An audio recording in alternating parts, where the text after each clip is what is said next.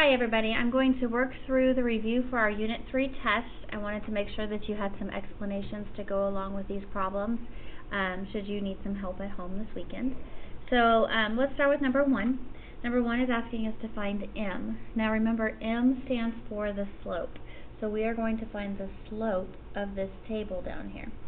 Remember, for slope, what you do is you do rise over run, or the change in y over the change in x. So we're going to find the change in y over the change in x. And that means, remember, we're going to look at just 2 of the points on the table. We're not going to look at anything else. So from 10 to 18 it went plus 8, and from 2 to 6 it went plus 4. Okay? So my change in y, remember this is x and this is y. So my change in y is plus 8, and my change in x is plus 4. So change in y plus 8, my change in x plus 4. Since they're both positive, I know my final slope is going to be positive, and this is going to simplify. If I do 8 divided by 4 on my calculator, I'm going to get 2. So my slope for number 1 is 2. Then it asks to find the domain and the range. So the domain, remember, is a list of all the x values. So domain is x equals, and then you do your little squiggly line, 2, 6, and 9, and then your squiggly line again. The range is all of the y values. So the range is y equals 10, 18, and 24. So domain, all the x's, range, all the y's. Now, remember, a function means that the only thing I'm going to look at are the x values. So when I look at the x values, if they repeat, they have to repeat with exactly the same y value for each one. This doesn't repeat, so we're going to say this relation is a function. It functions. Okay, remember, never repeat your x's. Alright, let's look at number 2. Number 2, same thing, we're going to find the slope. M is the slope. So to find the slope from the table, we're going to draw our arrows. Remember, we're only going to look at 2 of them. So from negative $2 in debt to negative $1 in debt means I gain $1. And from 4 and 4, it means I go 0. Now remember, slope is change in y over change in x. So how do the y's change? The y's changed, here's the y on the bottom, so the y's changed by plus 1. And how did the x's change? Plus 0. Now, whenever it comes to 0, I always get confused, so I'm going to use my calculator and I'm going to divide. So I'm going to do 1, here, let me clear this out, 1 divided by 0, and I'm going to see what my calculator says. Remember, if you get this message, that's your calculator cursing at you. Error, divide by 0. So that's that curse word in math called undefined. So this is undefined. The slope for this problem is undefined because we can't divide by 0. Okay? The domain, remember, is a list of all the x's. So all the x's are 4, 4, 4, and 4. So instead of the x equals squiggly line, we're just going to say that x is only one number. It's just 4. We don't have to write a list of numbers out. The range, remember, is all the y values. And the y values are all these down on the bottom of the table. So the range is negative 2, negative 1, 0, and 1. Now, is this relationship a function? So we're going to look in the x's. Remember, it only functions if you never repeat your x's. The x's are repeating here with different y values, so this one is not a function. Okay? Alright, number 3. So remember, m is the slope, so we're going to find the slope. So we're going to go to our table, we're going to draw our arrows. 5 to 6 is plus 1, and 0 to 3 is plus 3. Okay, so remember, slope is change in y over change in x. So how much did the y change? It went plus 1. How much did the x change? It went plus 3. So my slope on number 3 is 1/3. Both of them are positive, so my slope ends up being positive. My domain is all of the x values, 0, 3, 9, and 12. And my range is all of the y values, 5, 6, 8, and 9. Okay. So that's domain and range. Is this one a function? So remember, we're just going to look at those x values to determine if it's a function or not. And x does not repeat, so yes, this is a function. Okay? Alright, number 4. Number 4 asks us to find the slope between the ordered pairs. I highly recommend that you just take the ordered pairs and you make them into a table. I feel like that's the way that you're going to get the right answer as far as slope is concerned. So if you notice, I just took 0, 11 and wrote it in the table, 1, 16 and wrote it sideways in the table. Now we draw our arrows. From 11 to 16 is plus 5. From 0 to 1 is plus 1. So when I do my change in y over my change in x, I get plus 5 over plus 1. Plus 5 over plus 1, that simplifies to just plain 5. So my slope is 5.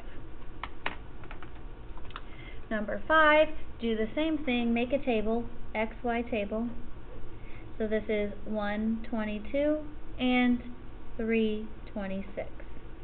Draw your arrows. This is plus 4, this is plus 2. Slope is change in y over change in x. So the y changed by plus 4. The x changed by plus 2. And that simplifies to positive 2. So my slope is positive 2. On the next one, same problem. Make an xy table. 0, 25, 20, 15. Draw your arrows. How much did it change from 25 to 15? It went down 10. So I have to say negative 10. How much did it change from 0 to 20? It went up 20. So I say positive 20. Same thing as before, change in y over change in x. How much did the y's change? Negative 10. How much did the x change? Positive 20. And when I type this on my calculator, that becomes 0.5, and then I push math enter enter, and it becomes negative 1/2. You have to simplify those fractions if you want full credit on your test. Number 7 and 8 have you find the slope from graphs.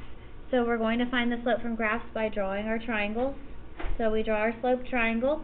We go 1, 2, 3, 4, and 1, 2, and we do change in y over change in x, and that's going to be 4 for the y's and 2 for the x's. 4 divided by 2 is 2, so my slope is 2.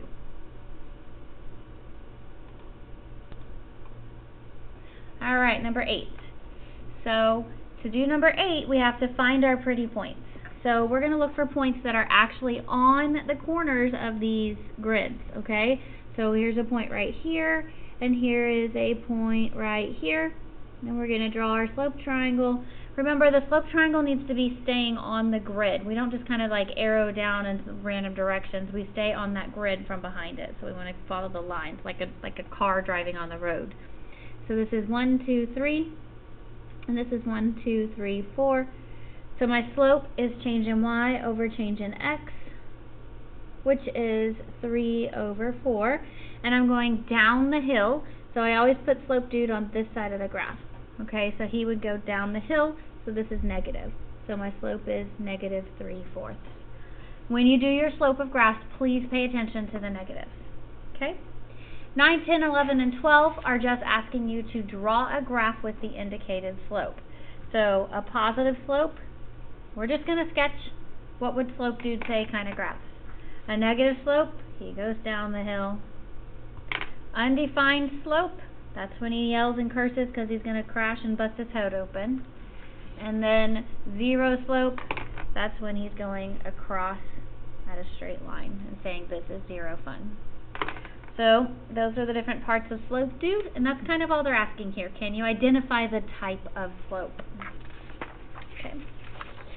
On the inside, number 13, it says, Justin's driving home from his vacation at the beach. The equation D equals 180 minus 65H represents the distance in miles remaining D with each hour traveled H.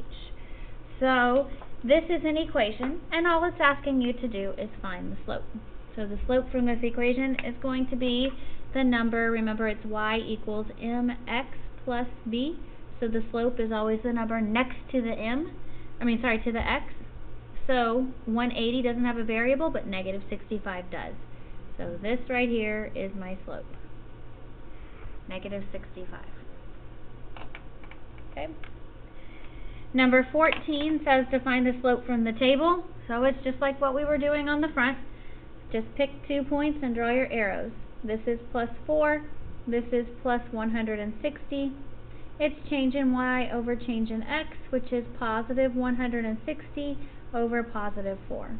Remember, this is y, and this side is x. Okay? Positive 160 over positive 4. When I divide that on my calculator, I get 40. So the slope of this table is 40. Okay? 15 and 16 are asking me to find the slope and the y-intercept. The y-intercept is so easy. That just means where does it touch the y-axis?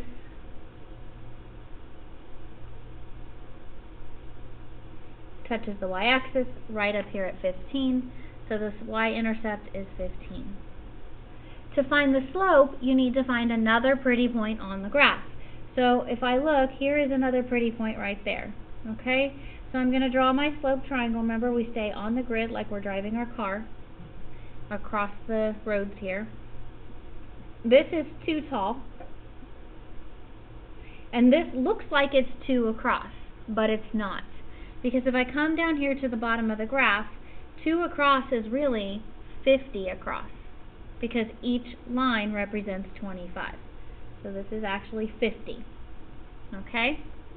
So my slope is change in y over change in x. So the change in y is 2. The change in x is 50. What kind of slope? What would slope dude say on this graph? Slope dude would say nice negative. So we're going to put a negative for our slope, and then we're going to divide 2 and 50 on my calculator. So top in, bottom out. So clear. So we're going to do 2 divided by 50, and then to make it into a fraction, you push math, enter, enter. And so you get 1 over 25. So the slope is negative 1 over 25. It's going down the hill. Okay? Alright, number 17. Find the slope from each of these following equations. The slope is always the coefficient of x, the number next to x. Okay? So you're always finding the number next to x. So here, 9/13, here, 5/7, here, negative 4. That's the slope. 9 over 13, negative 5 over 7, negative 4. Then it's asking for b. So that's going to be m. And b is always the number added or subtracted. It's not next to x. Okay? So b here is going to be positive 7, negative 6/11, and negative 6.8. 7, negative 6 over 11, negative 6.8. Okay? So the slope is the number before x, and the y-intercept is the number that we add or subtract. So, number 20 is asking the exact same question. Bob's Rent-A-Car is offering daily rentals. Here is my equation. So the slope, x represents the number of days in the car, y represents the total cost. What's the slope? The slope is 45. And what's the y-intercept? The y-intercept is the number we add, so 30. Okay? 21 and 22 are asking you to find whether it's discrete or continuous and find the domain and range. Okay? So here's 21. Is this function discrete? If it's an ordered pair or a mapping diagram or a table, that's always going to be discrete. Remember, discrete means dots. Okay? Is this one a function? So to tell if it's a function or not, you're going to look at just the x values. So we're looking at the x values. Does the number that's in the x spot repeat? No. So yes, this is a function. Okay? X doesn't repeat. Now, the domain is a list of all the x numbers, so -1, 0, 1, 2, and 4. And the range is a list of all the y numbers. So let's put these in order from least to greatest, because that's how you do range. So 2, 4, and 5. Notice how the 4 repeats. This is still a function because we don't care about whether or not the y repeats. We only care about whether the x repeats. Okay? We're only looking at x. Never repeat your x's. Alright, number 22. Is this one discrete or continuous? Remember, it's discrete because it's going to have dots. Is this one a function? Well, here's my x's. Does any x have 2 arrows coming off of it? No. Okay, so even though 5 has 2 arrows onto it, that's the output. We only care about the x's. So this one is a function. My domain is going to be -1, 0, 1, 2, and 3. And my range is going to be all of these. So 3, 5, 11, and 21. Remember, the domain is the x's and the range is the y's. Okay? 3, 5, 11, and 21. Alright, so now we just determine if the relationships are a function and we write yes or no. So how do we determine if something is a function? Well, we check to make sure the x's don't repeat. So here are the x's. Do the x's repeat on number A? No, so yes, this one is a function. Let's look at B. Only look at the x's.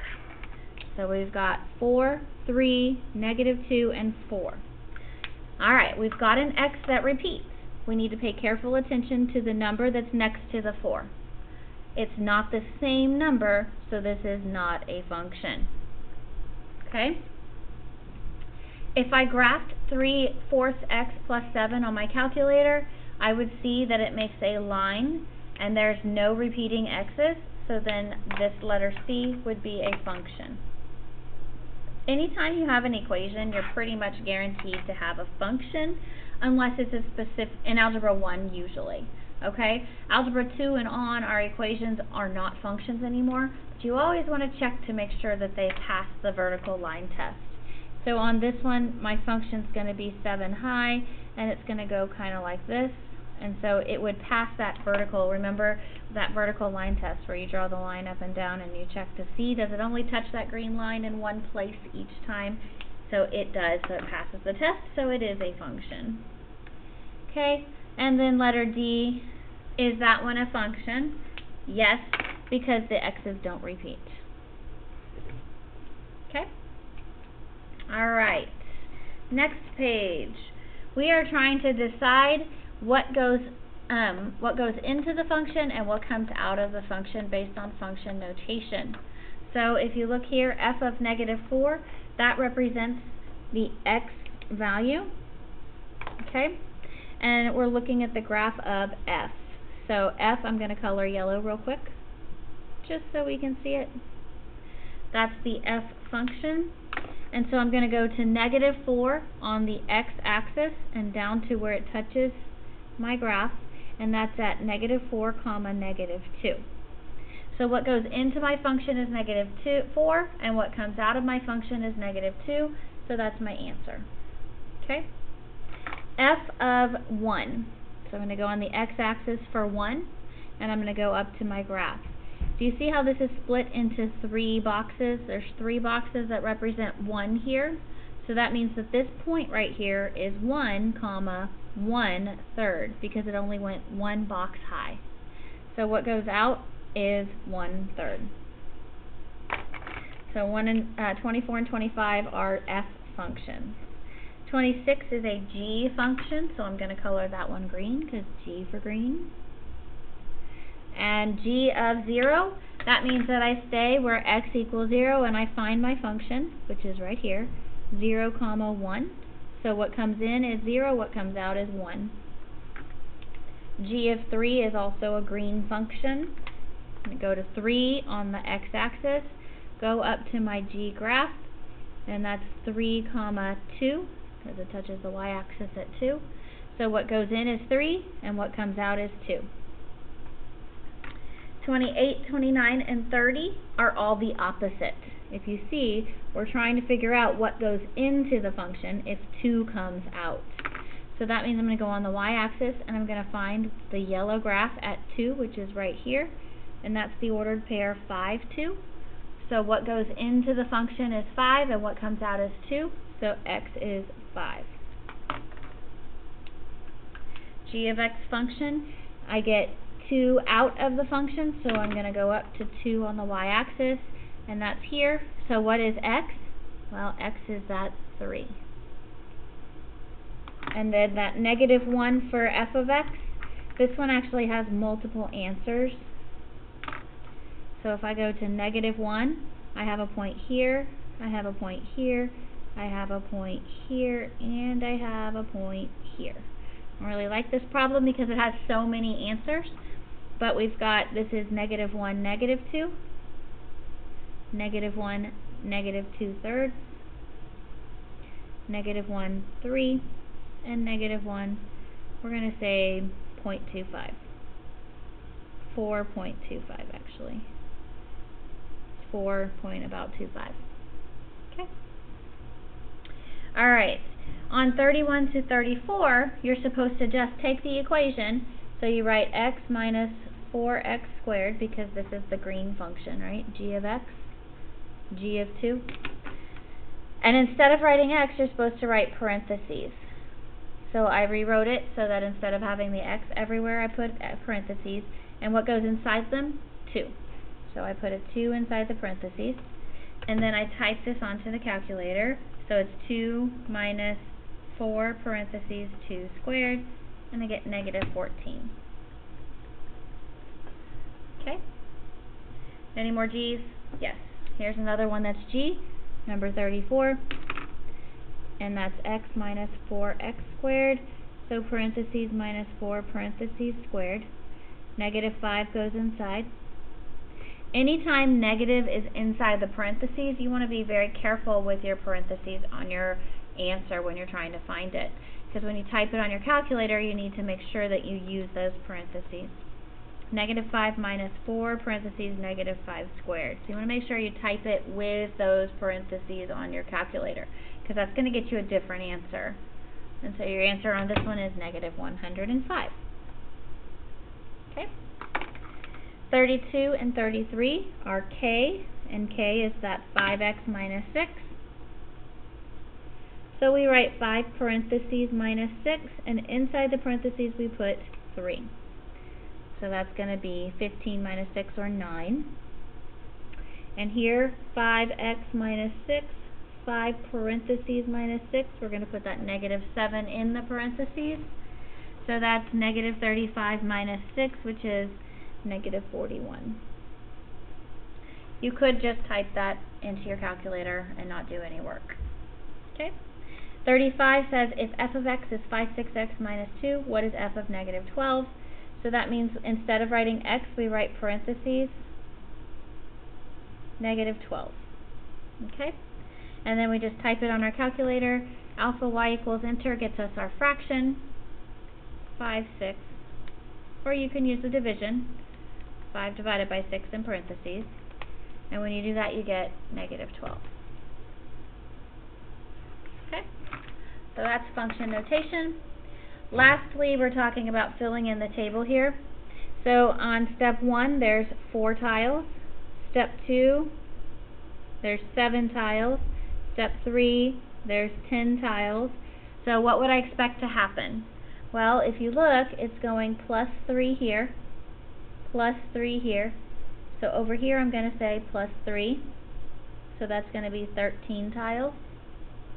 And how am I going to get here to 0? Well, I'm going to go backwards, so subtract 3. So I'm going to get 1 tile. So the function rule, remember, is y equals mx plus b. M is the slope. So we've got to find the slope from the table. So that's, we've got our arrow this way, now we just need our arrow on the top, right? So m equals change in y over change in x, which is +3 over +1, or 3. B equals 1. How do I know that B equals 1? it's always step 0. B is always this step 0. Okay? So that's B. So to write my equation, it's y equals 3x plus 1. To get for step 20, I write 3 parentheses 20 plus 1. Everywhere I see an x, I put a 20. Okay? So that's going to be 61. Okay? Alright. Almost done. Just have the back side. Filling in the table on the back side, starting with number 39. How much did it change from 2 to 8? We went plus 6. How much did it change from 6 to 12? We went plus 6. Slope is change in y over change in x. So this is positive 6 over positive 6, which is really just 1. What's my y-intercept? That's going to be this first number in my table, negative 4. Now we've got to add 6 to the table. 8 plus 6 is 14. 14 plus 6 is 20. 20 plus 6 is 26. And remember, these are still plus 6's also. 24 to 30. So 30 to 36 is also plus 6. So that's going to be 32. To get 54, we have to write our equation.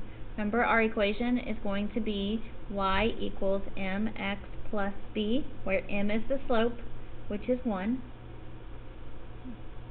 So 1x plus b is the y-intercept, so negative 4. You could also have just said 1x minus 4. To get step 54, you're going to use this equation. So you're going to say 1 parentheses 54 minus 4, which is 50. So that's what goes in this last box right here. Okay? Alright, on this one, we went plus 3, we went plus 3. Here we went plus 2, here we went plus 2. And this is plus 2, and then plus 2, and then plus 2, and plus 2. So this must be plus 3, plus 3, plus 3, and plus 3. So my slope is going to be, remember, change in y over change in x. The y changes by 3, the x changes by 2. Remember, that's these top arrows. Do I have a y-intercept? No. So I need to find one. So I'm going to go back 2, and I'm going to go back 3 to get negative 4. So this is my equation. Remember, it's y equals mx plus b. So m is 3/2, and b is negative 4. Okay? So to get 32, I'm going to do 3/2 parentheses 32 minus 4. I'm going to use my calculator. 3/2 parentheses 32 minus 4. So I typed it. You can either use fractions or you can do like I did, division. And when you do that, you get 44 for your answer. Okay, last problem. So how are we changing? Well, this time we're going downward. 56 to 49 is minus 7. So probably going to go minus 7 for every 5. Do y'all see that? So this is all the way 5 all the way to the end. 42 minus 7 is 35. 35 minus 7 is 28. 28 minus 7 is 21. 21 minus 7 is 14. Remember, slope is change in y over change in x. That's negative 7 over 5. Okay. Y-intercept, remember we've got to go back to 0. So if I go down 5, I'm going to go plus 7. So 56 plus 7 is 63. My equation, remember it's y equals mx plus b. So the m is going to be negative 7/5, and the b is 63. So then to get 45, you're going to say negative 7/5 x. So instead of x, I put 45 plus that 63. So negative 7/5 40 times 45 is going to be, and then that plus that 63 is going to be 0. Okay, so that's the entire review. Feel free to pause, rewind, do whatever you need to do, but study this review so that you know what you're doing tomorrow when you take your test. Thank you so much.